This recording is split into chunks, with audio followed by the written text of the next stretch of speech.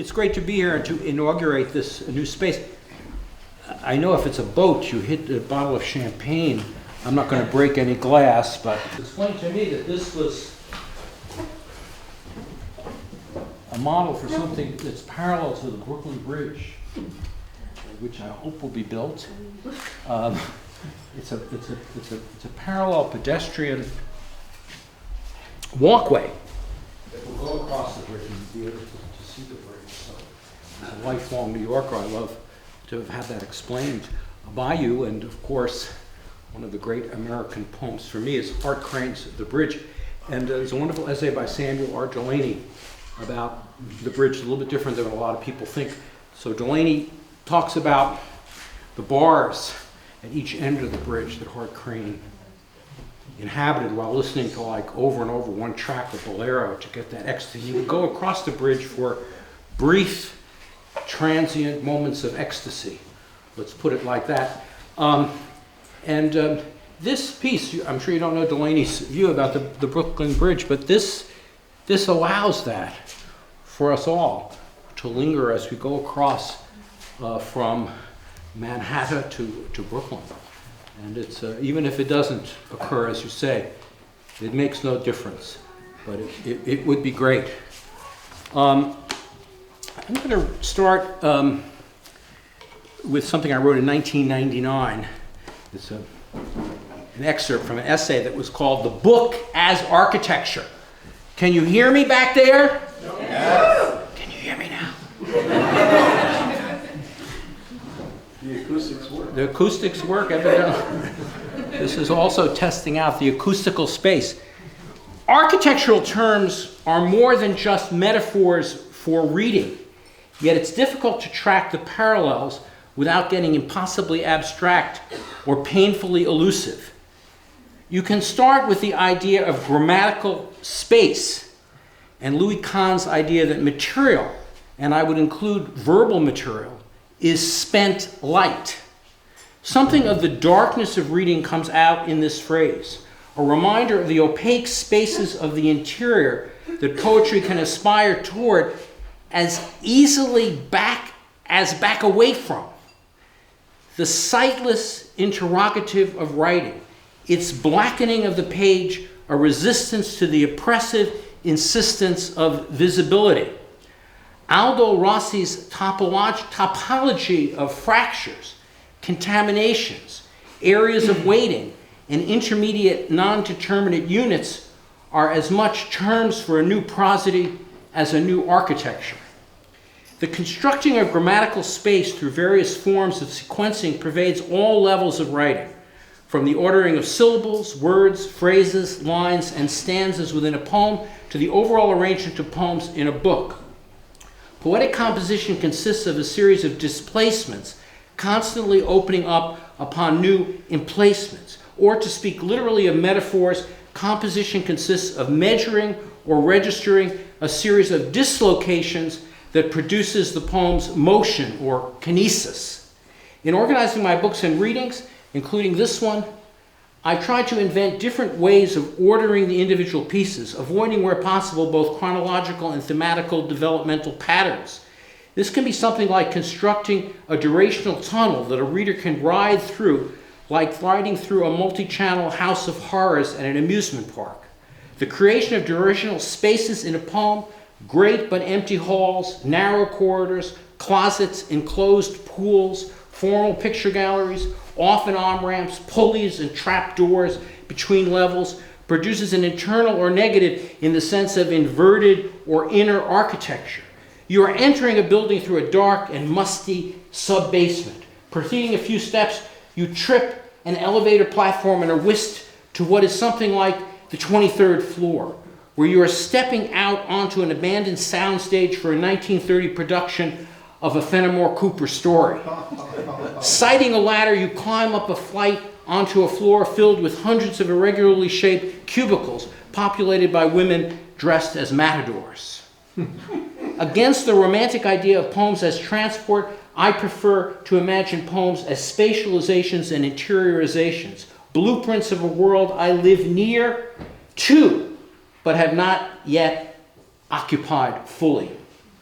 building impossible spaces in which to roam, unhinged from the contingent necessities of durability, poems and the books they make eclipse stasis in their insatiable desire to dwell inside the pleats and folds of language. So that got me thinking that old essay was a good one to read today. And then I thought of this poem, which I've slightly modified for this event. The Lie of Architecture. I don't want innovative architecture. I don't want experimental architecture. I don't want conceptual architecture. I don't want abstract architecture.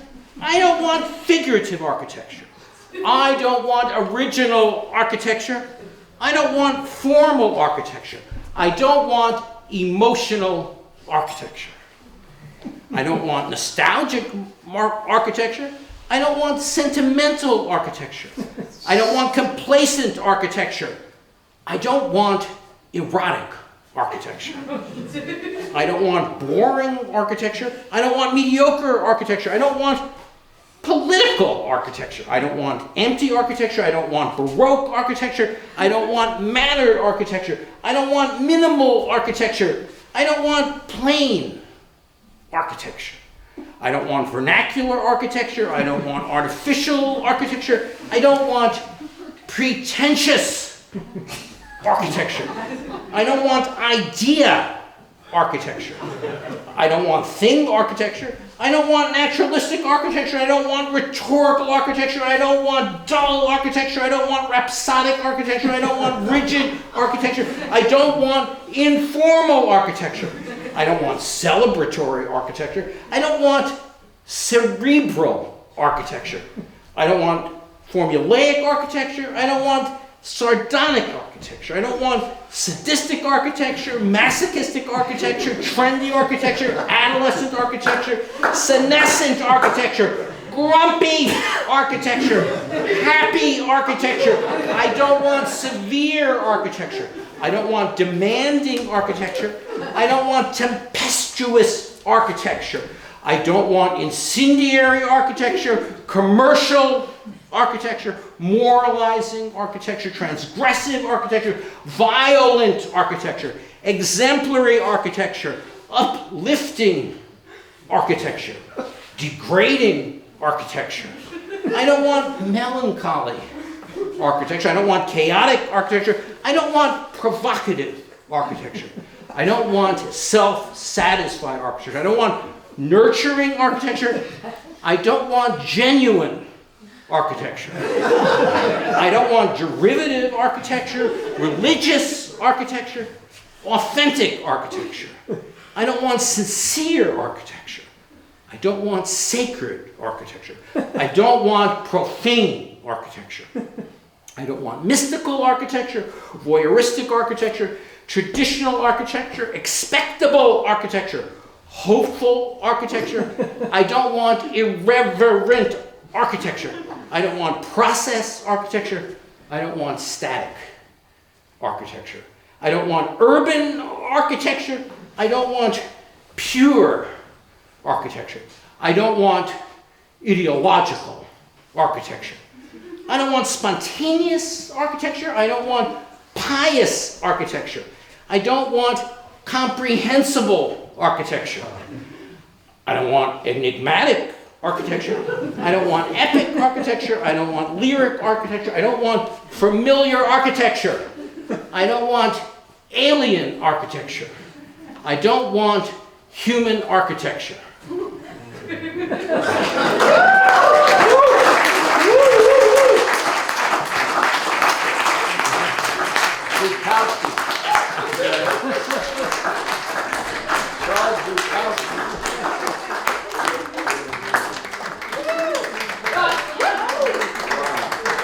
this is a poem that I wrote with an artist named David Balula, who input almost all of my writing, essays and poems, into an AI program. This was several years ago, and we worked for a couple of years picking I was cutting outlines, but nothing is written by me. It's all written by the output of the program.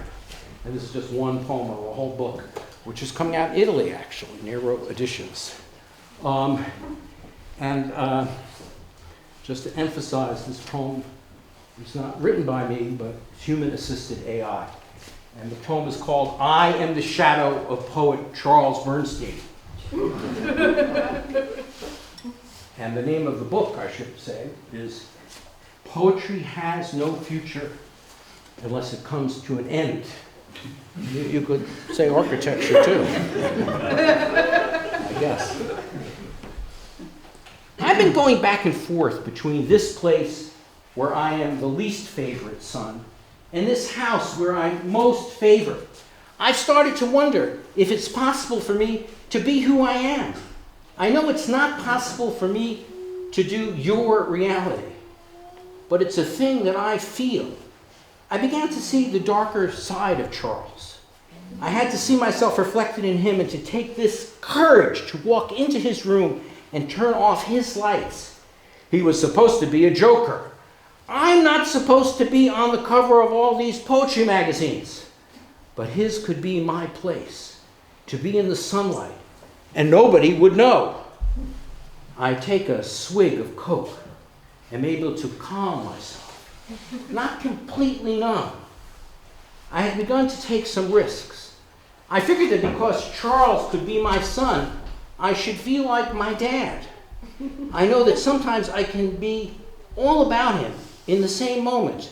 I'm getting more aggressive in my threats. Other times I'm not. Charles just seemed to be there, always there. When we meet, he will push me back. I won't say anything. This entire time, I'm smiling. The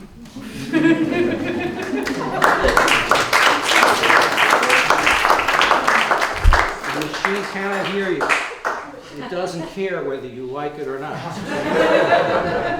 But I did select the lines. Okay, so this goes back to something Tim said. Richard Tuttle and I collaborated on many things, but over the COVID period, we collaborated on a poem, so no visual element to this. Went back and forth over email. And the poem had to do with the oculus. So this is another architectural theme. The oculus, for some of you that don't know about it or haven't seen it, is this giant ovular space where the World Trade Center, next to the World Trade Center site. I had problems with that space, and Richard and I talk about that and other things in the poem. So the reference to the oculus has to do with this particular interior of this building. And I'm just reading sections that I wrote in this collaboration with Richard, which is another book that's going to come out to be published by Cuneiform Press, Kyle Schlesinger, I hope in the next 6 months or so. So it's a book-length long poem. Container ships contain containers. The pandemic's uncontainable. Container ship on container ships. The U.S. could not contain Vietnam. Whitman contained multiples. The Oculus contains the Apple Store. Two parallel lines intersect at infinity, which turns out to be closer than you think. I can't contain myself. Container ships contain containers. The envelope eloped with the square. Container ships ship containers. The mirror's tane is its tail. Dig it, can't contain itself. I go left when I want to go right, east for west, south when aiming north. I am so consistently wrong that I must also be right, but in the reverse. Or maybe orientation reverses me. Even if I go south thinking it's north, but correcting for my condition, I still go wrong. Disorientation is a kind of vertigo, not always unpleasant, but pumped up on spatial meth, it sure is, at the Oculus.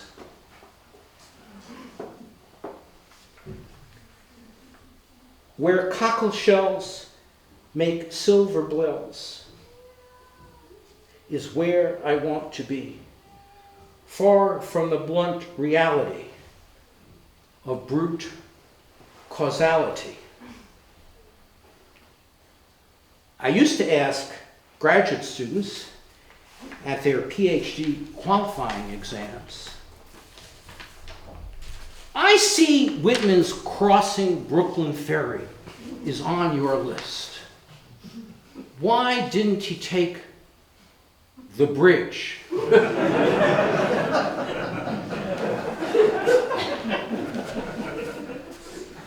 Pause, flump, pause. I propose that the BQE be turned into the Brooklyn High Line, a project for jogging, scenic views, and marijuana peddlers. Punch! Whap! Punch! Meant as resilience, mushroom cloud oculus, as Homer could have put it, embodies frozen despair. A Franciscan, Dominican, and Benedictine were in a saloon, and the barkeep asked, "What's the difference between conversion and conversation?" The Franciscan said, "It's a matter of purpose." The Dominican said, "There's no difference." And the Benedictine, sipping brandy, said, "Better to ask a Jesuit." Some say life is a dream, but I say to live is to dream. Some say to live is a dream, but I say dreams will never get you anywhere. Some say dreams will never get you anywhere, but I say anywhere is now. Some say anywhere is now, but I say hold your hat. Some say hold your hat, but I say the sky is falling. Some say the sky is falling, but I say to fall is to dream. A tear in the linings, no cause for despair. Who will mend it? Who will mend it? Who will mind it? Who will mend it? A rip in the ocean, a crack in the sky. Try to mend it. Try to mend it. The absence of color is still a color. The presence of color is still an absence. This morning, between our stanzas, the Russian Leviathan put screws on Ukraine, and we'll see what levitation is possible. But there is surely no levity, or what levity there is shadowed by anxiety.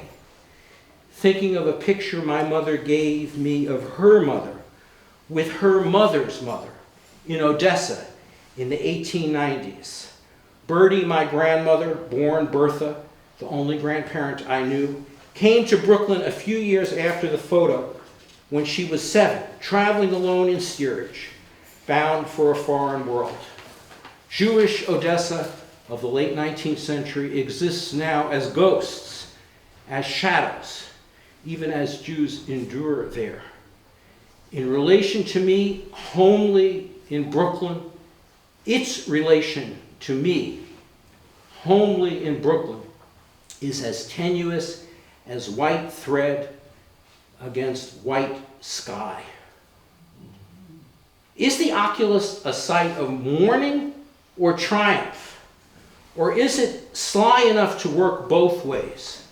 Would I feel better watching the bombing of Ukraine on a cascade of ricocheting iPads at the Apple store on the ground floor, or listening to the BBC on my AirPods as I stroll around Ground Zero? When this is all over, let's have Gergiev conduct Charles Ives's The Unanswered Questions at the Oculus, as if it were an amphitheater. But this will never be all over, will it? So that's the end of the excerpt from my collaboration with Richard Tuttle, a short poem for George Lakoff on Mother's Day called The Father.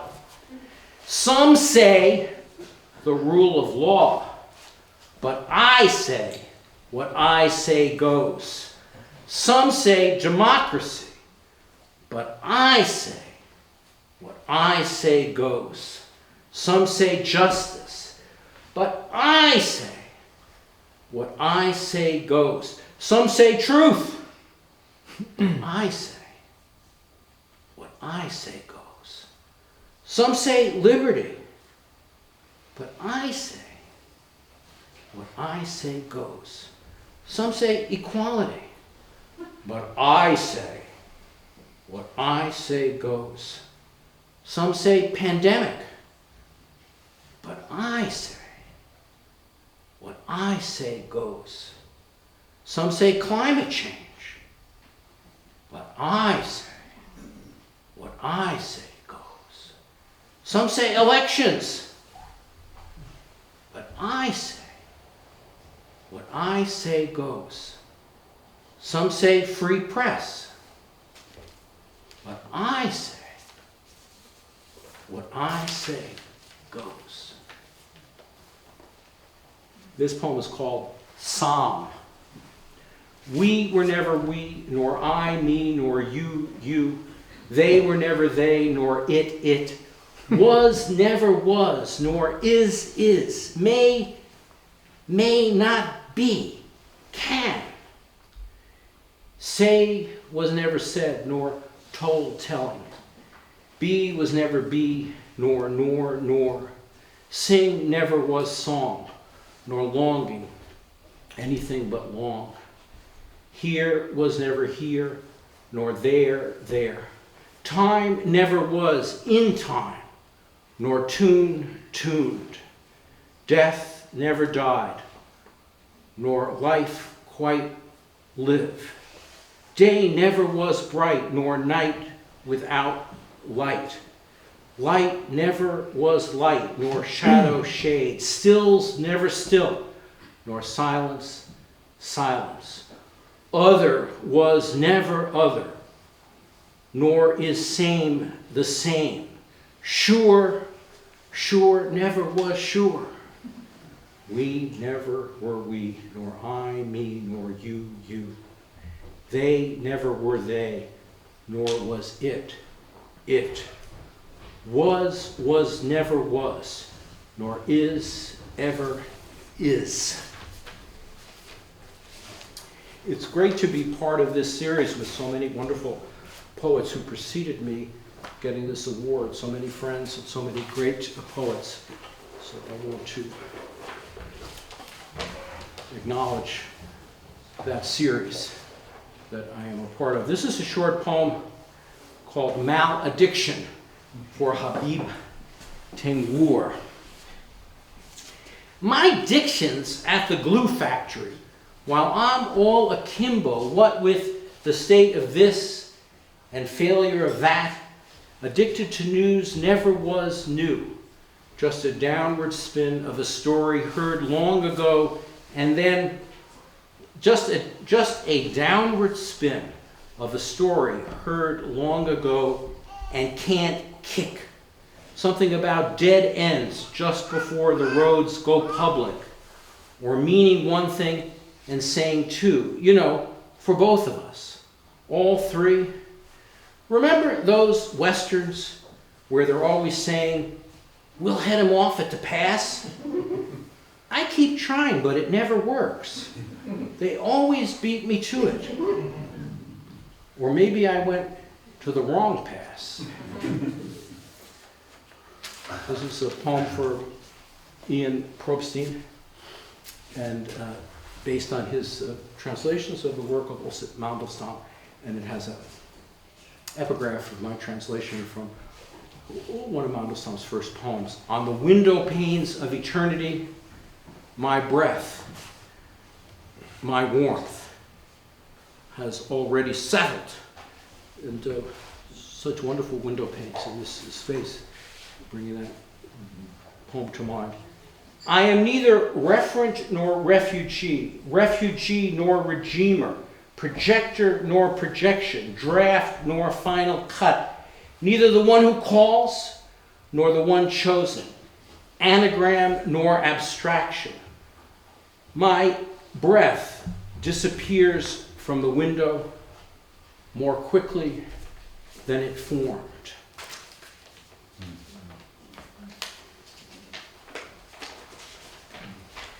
This is a questionnaire, and you can note your responses and give them to the staff here. And we compile them. And the question that you're answering is a set of choices. Why do you love the poem?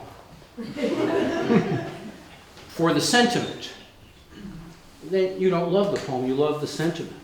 For the message, then you don't love the poem, you love the message. For the music, then you don't love the poem, you love the music. For the spirit, then you don't love the poem, you love the spirit. For the intelligence, then you don't love the poem, you love the intelligence. For the courage, then you don't love the poem, you love the courage.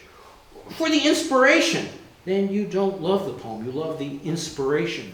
For the emotion, then you don't love the poem, you love the emotion.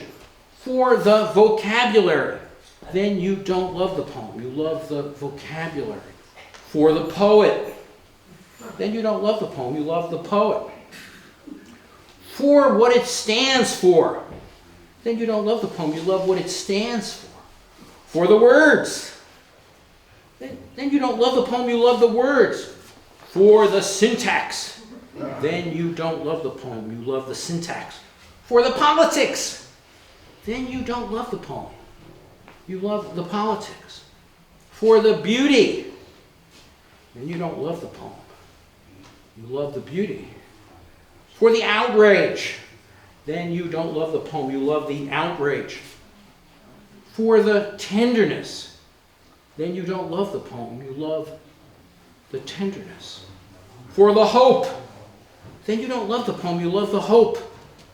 For itself, then you love the poem. This is a very short poem, one of the three last, and it's called Theodicy. Theodicy. Or is it theocracy? Or the Odyssey? I get all those words mixed up. One thing's for sure, God better not still be playing dice, because they are already deep in a hole, and knees will be broken before the night is out. And not just knees. This short poem is called What Were You Saying About Althusser Creating a Turn in Marxist Thought? Barbarism in the morning, socialism most every night. Don't know whether to cry in shame or just turn out the light. A change is coming, I feel it in my bones. An ill wind blowing, time to pack my bags and head for home. Barbarism all morning, socialism in the night. Chopped liver on a matzah will surely make it right. And my last poem, by coincidence, but delightful, is written for Barbara Anceski, published a book of mine in Italy for Il Veri in Milano, and it's an Italian-themed poem. It's called Wheat and Chaff Rumba. South of Naples, north of Desire, I lost my way in the middle of a choir. Blinds of clay, splints of wire, filaments of no degree, rumbling against fire. Silly, something, seraphim, pickles with feijoada, graceless curtains, listless spires, incunabula bound in briars. Show me the baloney, I'll give you 5 to 1. No percentage clamming up or quarreling all the liars. Slow motion, sudden moves, tipsy till the top. Bottoms up, make believe, dance until you drop.